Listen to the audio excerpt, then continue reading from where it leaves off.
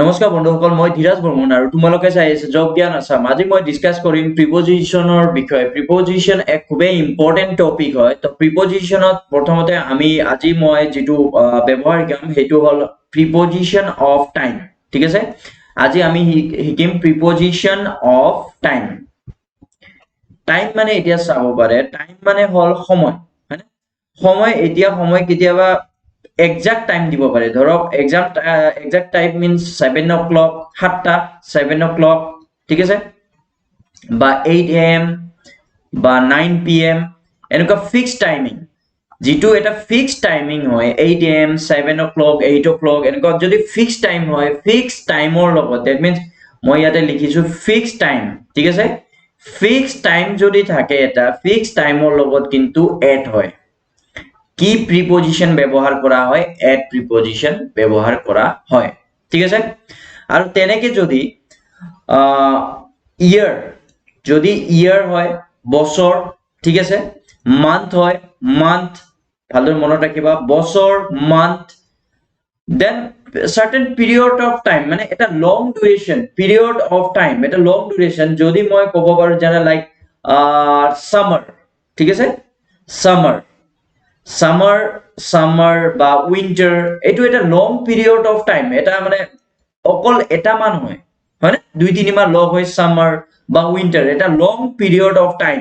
কিন্তু 8 am 7 am এইবিলাক এটা ফিক্স টাইম, এটা টাইম থাকে ন ফিক্স, কিন্তু এইটো এটা ফিক্স নহয়, এটা লং ডিউৰেচন অফ টাইম, হয়নে? Period of time summer winter এইবিলাকৰ ক্ষেত্ৰত ইন ব্যৱহাৰ কৰা হয়। ঠিক আছে, এইবিলাকৰ ক্ষেত্ৰত ইয়াৰ মান্থ এইবিলাকৰ ক্ষেত্ৰত কিন্তু ইন লিখা হয়। ঠিক আছে, আৰু এটা লাষ্ট আছে এট ইন, ঠিক আছে, আৰু এটা হয় অন। অন কেতিয়া হয়? অন হয় ডেট, যদি ফিক্স ডেট দিয়া থাকে, ডেট এতিয়ালৈকে মই টাইম দিছিলো এটা fix period of time, year month দিছো কিন্তু ডেট দিয়া নাছিলো, ইয়াৰ বছৰ আৰু মান্থ দি আছে, বছৰ আৰু মান্থ থাকিলে ইন হয়। ডেট যদি থাকে date and day, date and day, that means যদি মই এনেকুৱা দিও 2 জুন বা 3 জানুৱাৰী, কিবা এটা ডেট আছে, এটা ফিক্সড টাইম, ঠিক হয় না? আৰু ডেট ডে ডে means উইকৰ যিকেইটা ডে থাকে, 7টা দিন, হয়নে? মানডে টিউজডে দেন সানডে, এই কেইটা ডে যদি সপ্তাহৰ 7টা দিনৰ যিকোনো এটা ডে থাকে, মানডে কিবা এটা ডে থাকে, তেতিয়া হলে এইবিলাকৰ লগত ডেট আৰু ডেৰ লগত কিন্তু অন হয়। এইটো মনত ৰাখিলে হল, এইটো বেসিক কনসেপ্ট। কেতিয়াবা দুই এটা বস্তু ফ্লাকচুৱেট হ'ব পাৰে, কেতিয়াবা কিছুমান বিশেষ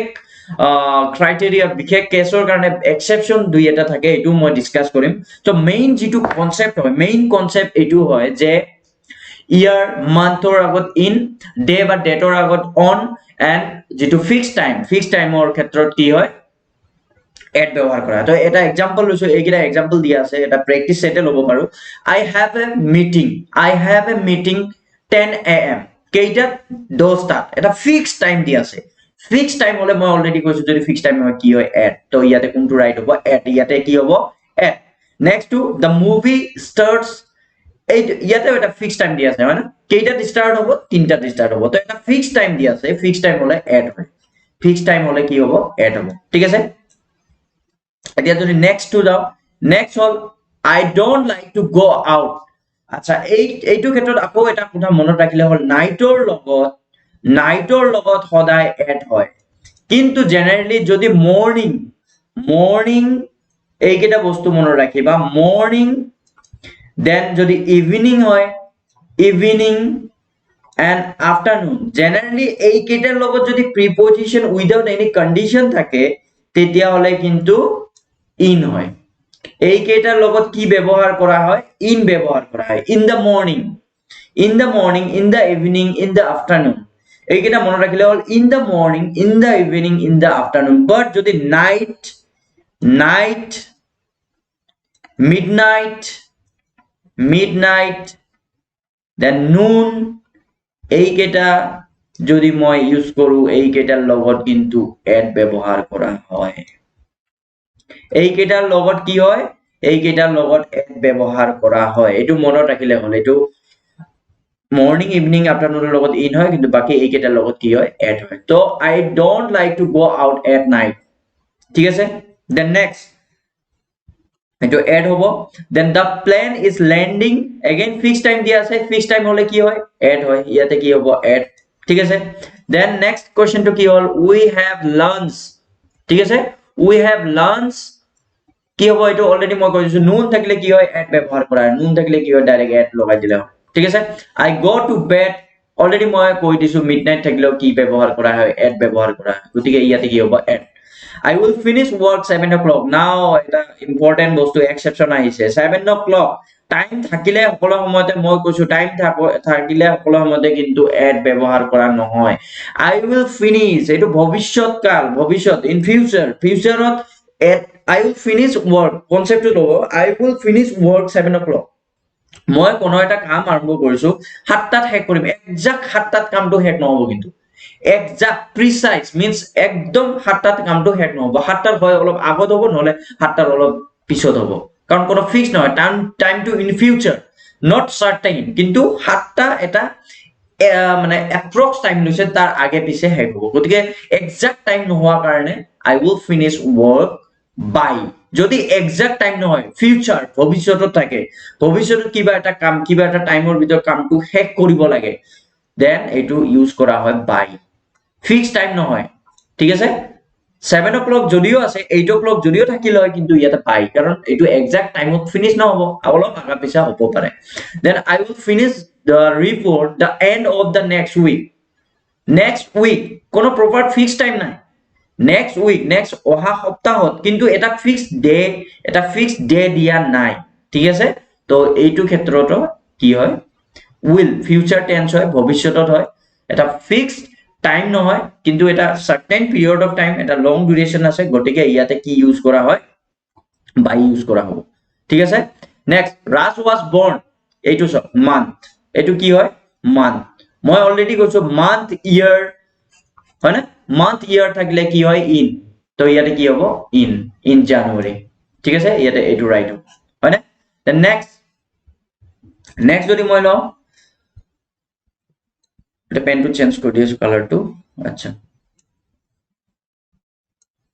okay his uncle was born 1926 এইটো কি আহি গল এইটো আহি গল year মই কৈছো month year তো ইয়াতে অলৰেডি ইয়াতে কি হ'ব in হ'ব হৈ গল then we used to play cricket মই অলৰেডি কৈছো যদি মৰ্নিং থাকে ইভিনিং থাকে এন্ড আফটাৰনুন থাকে জেনাৰেলি কি হয় generally in হয় ইয়াতে এটা এক্সেপশন আছে পিছত চাই লবা এতিয়া মই দিম এটা এক্সাম্পল in the morning মই ৰাতিপুৱা খেলো জেনাৰেলি মই ৰাতিপুৱা খেলো ক্ৰিকেট ঠিক আছে then my parents got married ঠিক আছে কি দি আছে year ঠিক আছে না জুন 19 আচ্ছা এটো যদি মই জুন এটা ফিক্স মান্থ যদি it has been raining আচ্ছা মই ইয়াতে অলপ বস্তুটো চেঞ্জ কৰি দি আছো ঠিক আছে just wait হ্যাঁ মই ইয়াতে এটা ফিক্স ডেট দি আছো সাপোজ 2 জুন না হ্যাঁ ইয়াতে চাওক ইয়াতে কি হল 2 জুন মই 2 জুন কিয় দিলো অলৰেডি মই মান্থৰ দি আছিল মান্থ থাকিলে ইয়াতে কি হল যদি মান্থ অকল দিয়া থাকিলে জুন 1980 তেতিয়া হলে কি হল ইন হল ঠিক আছে ইন জুন কিন্তু ইয়াতে মই কি দিছো এটা ফিক্স ডেট দি দিলো কি দিলো এটা ফিক্স ডেট দি দিলো যদি জুন অকল এইটো নাথাকিলে হয় যদি এইটো 2 নাথাকিলে হয় দ্যাট টাইম মই কি ইউজ কৰিলো হয় ইন ইউজ কৰিলো হয় কিয় অকল মাহ আৰু কি দিয়া আছে ইয়াৰ কিন্তু মই ইয়াতে 2 ইয়াতে এটা ফিক্স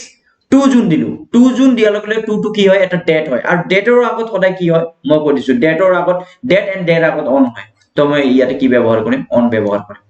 2 জুন দিয়াটো 2 জুন 3 জুন কো যিকোনো এটা ফিক্স ডেট যদি দিয়া থাকে তেতিয়া হলে মই কি ব্যৱহাৰ কৰিম অন ব্যৱহাৰ কৰিম ঠিক আছে ডু ইউ ওয়াৰ্ক অন এইটো কি দিয়া আছে ডে মই কৈছো সপ্তাহৰ যিকোনো এটা দিন যদি সানডে মানডে টিউজডে যিকোনো এটা দিন থাকে তেতিয়া হলে তাত কি হ'ব অন ব্যৱহাৰ কৰা হয় তাত কি ব্যৱহাৰ কৰা হ'ব অন হয়নে তো ইয়াতে কি হ'ব এইটো ৰাইট হ'ব অপচন অন ঠিক আছে আৰু নেক্সট দুটা কোৱেশ্চন আছে হয় I have been working 3 hours মই এইটো কি টেন্স হয় এইটো যদি মই কও এইটো